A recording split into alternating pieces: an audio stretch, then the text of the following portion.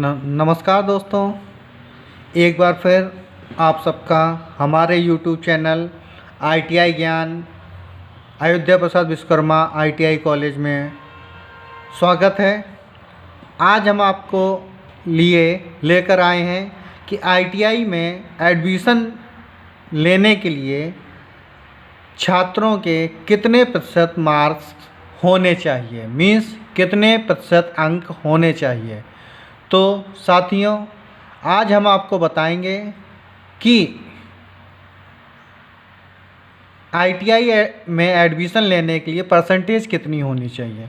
जो भी छात्र और युवा 10वीं और 12वीं के बाद जॉब पाना चाहते हैं, वे छात्र अधिकतर ITI को करते हैं।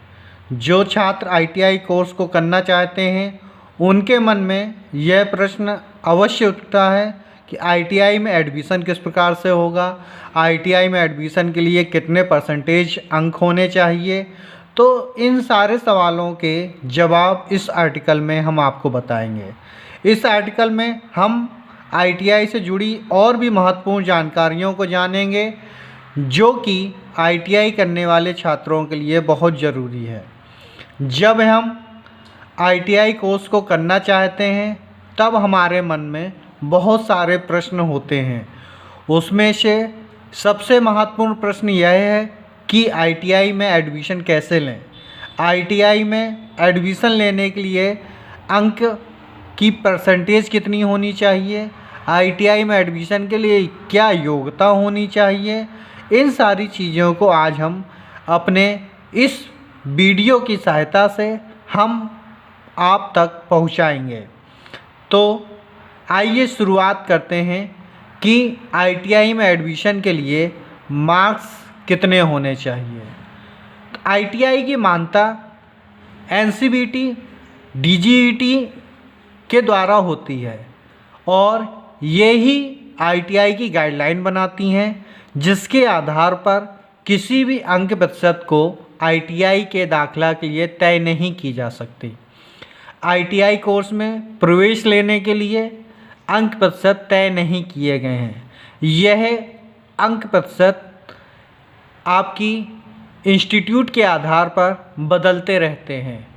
अगर आपको सरकारी या अच्छे प्राइवेट इंस्टीट्यूट में एडमिशन लेना है, तो कम से कम आपके अंक 60 से 90% के बीच होने चाहिए, तब जाके आपको सरकारी या अच्छे प्राइवेट कॉलेज मिल पाएंगे।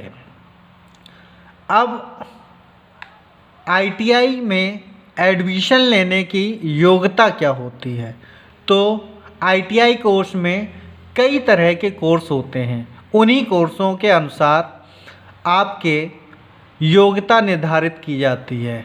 जैसे मान के चलिए, जो पॉपुलर ट्रेड हैं, इलेक्ट्रीशियन, फिटर, उनके लिए योग्यता होती है 10th पास, वो भी साइंस साइड, मैथ व विज्ञान विषय अनिवार्य।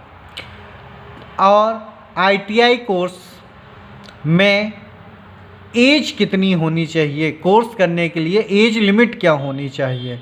तो ITI कोर्स को करने के लिए छात्र की न्यूनतम आयु 14 वर्ष तथा अधिकतम आयु 40 वर्ष की होनी चाहिए।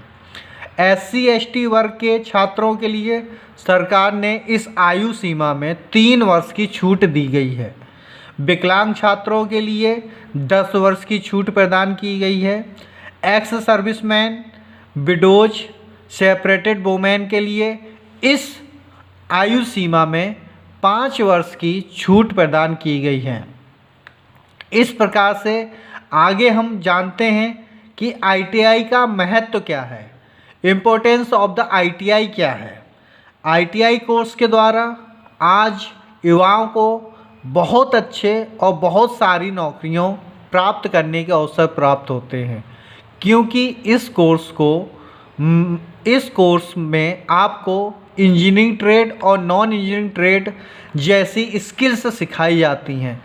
यह कोर्स पूरी तरह से इंडस्ट्रियल बेस्ड रहता है। इसमें आपको पूरी तरह से इंडस्ट्री के लिए तैयार किया जाता है। इसलिए इस कोर्स की मांग आज के समय में बहुत ही अधिक है। अधिकतर युवा आज के समय में जल्दी नौकरी पाना चाहते हैं और वह उसको कर रहे हैं, क्योंकि किसी भी नौकरी के लिए इसकी बहुत ज़रूरी है। इस कोर्स में आपको हुनर पर ही बहुत ज़्यादा ध्यान दिया जाता है। ITI कोर्स का मुख्य उद्देश्य यह है कि हमारे युवाओं को हुनर सिखाएं, हमारे युवाओं को इस तरीके से सिखाएं कि वे आगे चलकर इंडस्ट्रियल मार्केट में अच्छी नौकरी पा सकें। किसी भी नौकरी को पाने के लिए सबसे ज़रूरी चीज़ होती है कि वह छात्र प्रैक्टिकल नॉलेज में बहुत ही निपुण हो और साथ में किताबी ज्ञान भी हो। दोस्तों, ITI करने के फ़ायदे मेरे अन्य वीडियो में बताया गया है, जिसको आप लोग अवश्य देखें। अब मैं आपको बताता हूँ कि ITI में एडमिशन लेने के लिए किन किन बातों को ध्यान में रखना चाहिए। आज के समय में ITI कोर्स की मांग बहुत तेज़ी से बढ़ गई है, जिस कारण से आज हमारे देश के हर शहर में बहुत सारे प्राइवेट ITI शिक्षण संस्थान खुले हुए हैं। इनमें से बहुत सी संस्थाएं ऐसी होती हैं जो कि फेक होती हैं। फेक का मतलब उनको मान्यता नहीं मिलती है। यह बच्चे से पैसे लेकर उन्हें अच्छी ट्रेनिंग नहीं देते हैं और ना ही उन्हें सर्टिफिकेट प्रदान करते हैं। तो ऐसी संस्थाओं से आप अवश्य बचें।